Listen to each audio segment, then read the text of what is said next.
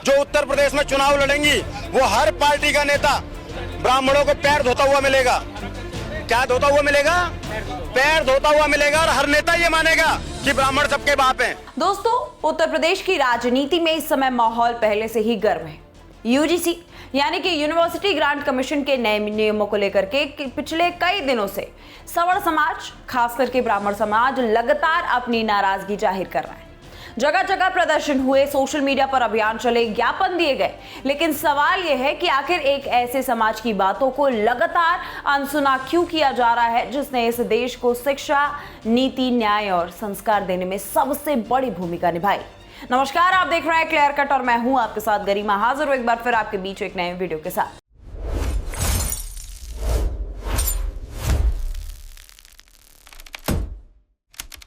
दोस्तों, इसी मामले को लेकर के एक वीडियो सोशल मीडिया पर तेजी से वायरल हो रहा है, जहां एक व्यक्ति किसी निजी चैनल के रिपोर्टर को ये साफ शब्दों में कहता नजर आता है कि आने वाले 6 महीनों के अंदर भारत की हर राजनीतिक पार्टी जो उत्तर प्रदेश में चुनाव लड़ेगी वो ब्राह्मणों के पैर धोती नजर आएगी। याद रखिएगा, पैर धोती नजर आएगी। दोस्तों, अब इस बयान के पीछे का संदेश समझना बहुत जरूरी है, क्योंकि ये कोई घमंड की भाषा नहीं है।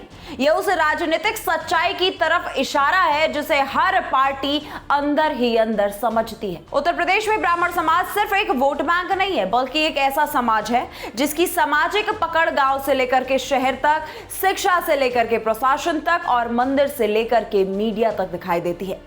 सोशल मीडिया पर लोग इस वीडियो को शेयर करते हुए लिख रहे हैं कि ब्राह्मणों के पास खुद के लगभग 18% वोट है, लेकिन उनका प्रभाव 30 से 40% तक जाता है। और इसमें सच्चाई भी है, क्योंकि दोस्तों, ब्राह्मण समाज हमेशा से सिर्फ जाति की राजनीति नहीं करता, वो समाज में विचार, प्रभाव और दिशा देने का काम कर देता है।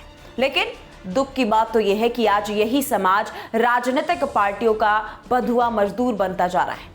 आज ब्राह्मण समाज की सबसे बड़ी कमजोरी यही बनती जा रही है कि वो हर पार्टी के लिए सिर्फ इस्तेमाल होने वाला चेहरा बनकर के रह गया है। चुनाव आता है तो सम्मान की बातें होती है, बड़े बड़े वादे किए जाते हैं, लेकिन चुनाव खत्म होते ही वही समाज सबसे ज्यादा उपेक्षित महसूस करता है।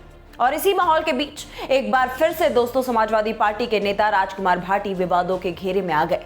सोशल मीडिया पर उनका लगभग 2.5 मिनट का वीडियो वायरल हो रहा है, जिसमें उन्होंने ब्राह्मणों के पूजा पाठ और परंपराओं को निशाना बनाया। सवाल यह है कि आखिर बार बार ब्राह्मण समाज को ही क्यों टारगेट किया जा रहा है?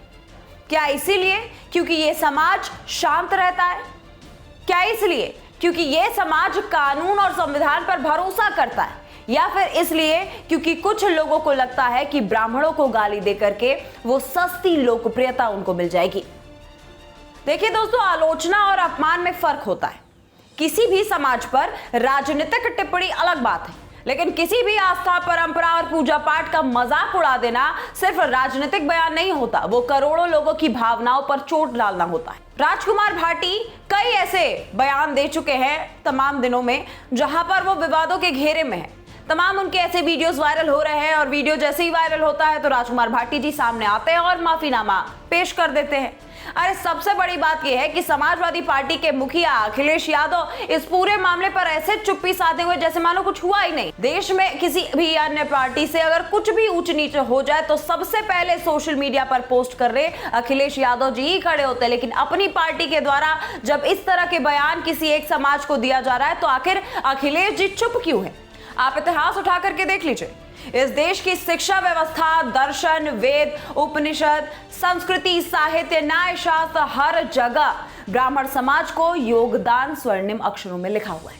और यही कारण है कि आज भी लोग ब्राह्मणों को सिर्फ एक जाति नहीं बल्कि ज्ञान और संस्कार के प्रतीक के रूप में देखते हैं। लेकिन आज कुछ नेता सिर्फ राजनीतिक फायदे के लिए समाजों को आपस में लड़ाने की कोशिश कर रहे हैं, और इसका जीता जागता उदाहरण है राजकुमार भाटी।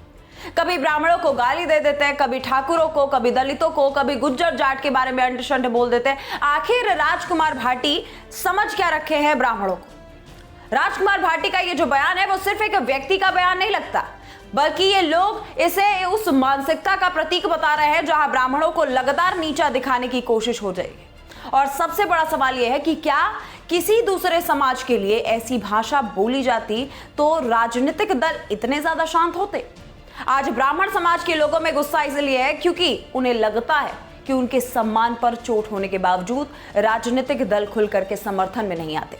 चुनाव के समय मंचों पर ब्राह्मण सम्मेलन होते हैं, माथे पर तिलक लगा करके फोटो खिंचाई जाती है, लेकिन जब समाज का अपमान होता है तब वही नेता चुप क्यों नजर आते हैं। और यही वजह है कि अब सोशल मीडिया पर लोग सवाल कर रहे हैं कि अगर ब्राह्मण समाज अपनी ताकत, अपने संगठन और अपने स्वाभिमान के साथ एकजुट होकर के खड़ा हो गया तो किसी की हिम्मत नहीं होगी कि वो अपमानजनक भाषा का प्रयोग भी कर सके। दोस्तों, अब सवाल ये नहीं है कि कौन सी पार्टी ब्राह्मणों के साथ है और कौन नहीं है। सवाल ये है कि क्या ब्राह्मण समाज खुद अपने सम्मान के लिए खड़ा हो पाएगा या नहीं, क्योंकि जब तक समाज खुद जागरूक नहीं होगा तब तक हर पार्टी उसे सिर्फ चुनावी गणित की तरह इस्तेमाल करती रहेगी। आज जरूरत है किसी के खिलाफ नफरत फैलाने की नहीं, बल्कि अपने सम्मान, अपनी एकता और अपने राजनीतिक समझ को मजबूत करने की। क्योंकि दोस्तों, इतिहास गवाह है, जब जब ब्राह्मण समाज संगठित हुआ है उसने सिर्फ राजनीति नहीं बदली, समाज की दिशा भी बदल दी है। और शायद यही डर कुछ नेताओं के अंदर अब दिखाई देता है, इसीलिए बार बार ऐसे बयान दिए जाते हैं ताकि समाज को उकसाया जा सके, समाज को बांटा जा सके और फिर उसी बंटवारे की राजनीति पर वोट लिया जा सके। लेकिन अब समय बदल रहा है, सोशल मीडिया ने लोगों को आवाज दे दी है। अब कोई भी बयान छिपता नहीं है, लोग सवाल पूछ रहे हैं, जवाब मांग रहे हैं और सबसे बड़ी बात यह है कि अब समाज अपनी ताकत को समझने लगा है। दोस्तों, यूनिवर्सिटी ग्रांट कमीशन के मुद्दे से शुरू हुआ यह असंतोष अब सिर्फ एक नियम तक सीमित नहीं रहा, ये सम्मान, प्रतिनिधित्व और पहचान की लड़ाई बनता जा रहा है। और अगर राजनीतिक दल अभी भी इसे सिर्फ एक छोटा मुद्दा समझ रहे हैं तो शायद वो आने वाले समय की राजनीति को समझ नहीं पा रहे, क्योंकि उत्तर प्रदेश की राजनीति में ब्राह्मण समाज सिर्फ संख्या नहीं है, बल्कि एक ऐसा प्रभाव है जो सत्ता की दिशा बदलने की क्षमता रखता है।